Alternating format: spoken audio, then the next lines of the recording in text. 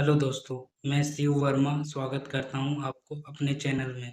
पिछली वीडियो में हमने वेपर कंप्रेशन रेफ्रिजरेशन साइकिल के बारे में पढ़ा था और इसकी साइकिल को समझा था कि ये कैसे एक दूसरे के हेल्प से साइकिल को पूरा करते हैं। अब हम एक-एक करके समझेंगे कि ये काम कैसे करता है। सबसे पहले हम कंप्रेसर के बारे में पढ़ेंगे। Compressor air compressor is a mechanical device which utilized energy to compress the air. Air compressor एक मैकेनिकल डिवाइस होता है जो एनर्जी को यूटिलाइज करता है एयर को कंप्रेस करने के लिए। The energy in form of many types. Energy जो है कई प्रकार में हो सकते हैं।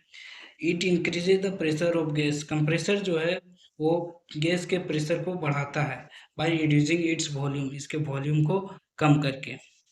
कंप्रेसर जो है इंडस्ट्री में कई प्रकार के होते हैं, लेकिन हमारा जो मेनली है वो 5 प्रकार का यूज़ किया जाता है। सबसे पहला रेसिप्रोकेटिंग कंप्रेसर, दूसरा रोटरी कंप्रेसर, तीसरा स्क्रू कंप्रेसर, चौथा स्क्रॉल कंप्रेसर एंड पांचवा सेंट्रीफ्यूगल कंप्रेसर। कंप्रेसर में हमारा सबसे पहले दो लाइन होता है, सक्शन लाइन और डिस्चार्ज लाइन। जो मैंने आपको ये पांचों कंप्रेसर बताए वो पांचों कंप्रेसर में ये कॉमन होता है, एक सक्शन पोर्ट एक डिस्चार्ज पोर्ट। सबसे पहले हम रेसिप्रोकेटिंग कंप्रेसर के बारे में पढ़ते हैं। रेसिप्रोकेटिंग कंप्रेसर, ये रेसिप्रोकेटिंग कंप्रेसर का डायग्राम हो गया।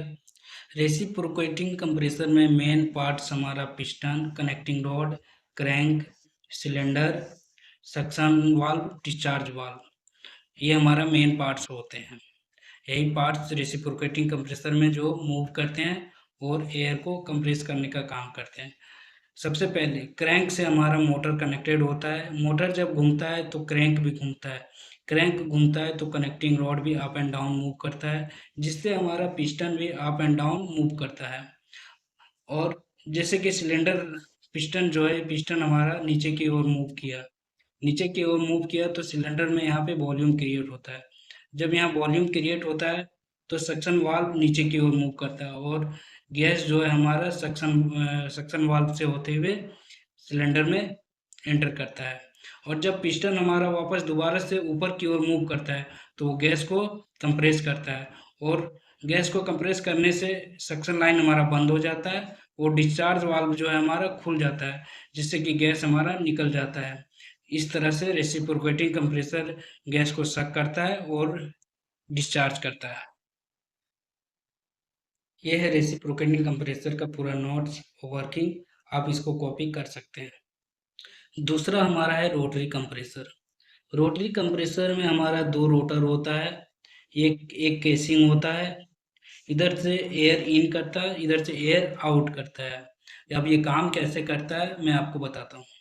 जैसे कि मोटर के हेल्प से हमारा जब रोटर घूमता है तो यहाँ पे वॉल्यूम क्रिएट होता है, जिससे कि एयर को सक करता है। एयर जब सक होता है तो रोटर में वो एयर फंसता है और फंसते हुए आउटलेट की तरफ से एयर को निकाल दिया जाता है। इस तरह हमारा रोटरी कंप्रेसर काम करता है। ये हो गया रोटरी कंप्रेसर का पूरा वर्किंग। अब आइए स्क्रू कंप्रेसर पे। ये हो गया स्क्रू कंप्रेसर। स्क्रू कंप्रेसर में हमारा एक मेल रोटर होता है, एक फीमेल रोटर होता है। ये केसिंग हो गया, इधर से इनलेट हो गया, ये आउटलेट हो गया। ये दो शाफ्ट होते हैं, इस शाफ्ट से हमारा मोटर कनेक्टेड होता है। जब हमारा मोटर घूमता है तो ये शाफ्ट भी घूमता है और हमारा ये मेल रोटर घूमता है। जब हमारा मेल रोटर घूमता है तो इधर से एयर को सक करता है और रोटर में एयर फंसते हुए फिर इसको आउटलेट पोर्ट की तरफ से निकाल दिया जाता है। इसी तरह हमारा स्क्रू कंप्रेसर काम करता है। ये हो गया स्क्रू कंप्रेसर का वर्किंग। अब आइए स्क्रॉल कंप्रेसर के बारे में पढ़ते हैं। स्क्रॉल कंप्रेसर में हमारा मेन दो चीज़ होता है, स्टैटिक स्क्रॉल और ऑर्बिटल स्क्रॉल। स्टैटिक स्क्रॉल जो है वो नहीं घूमता है, ऑर्बिटल स्क्रॉल जो है वो मूव करता है। ये ऑर्बिटल स्क्रॉल और स्टैटिक स्क्रॉल एक दूसरे से फंसा हुआ होता है, यहाँ से एक दूसरे से फंसा हुआ होता है और वो आपस मूव करता है। जब मूव करता है तो एयर इधर से सक किया जाता है और जब दोनों स्क्रॉल आपस में चिपकता है तो वो कंप्रेस होता है, जिससे एयर को निकाल दिया जाता है। ये हो गया स्क्रॉल कंप्रेसर का पूरा वर्किंग। अब आइए सेंट्रीफ्यूगल कंप्रेसर के बारे में समझते हैं। सेंट्रीफ्यूगल कंप्रेसर का ये हो गया डायग्राम। ये हो गया उसका वर्किंग। तो सेंट्रीफ्यूगल काम कैसे करता है, ये बीच में हमारा शाफ्ट हो गया, ये इम्पेलर हो गया, ये रोटर हो गया, ये हमारा वॉल्यूट केसिंग हो गया, ये इनलेट पोर्ट हो गया, इनलेट पोर्ट। ये हमारा यहाँ पे आउट इनलेट पोर्ट होता है, सॉरी ये हो गया आउटलेट पोर्ट। ये हमारा इनलेट पोर्ट यहाँ पे होता है, ये शाफ्ट में होता है। ये शाफ्ट हमारा मोटर से कनेक्टेड होता है।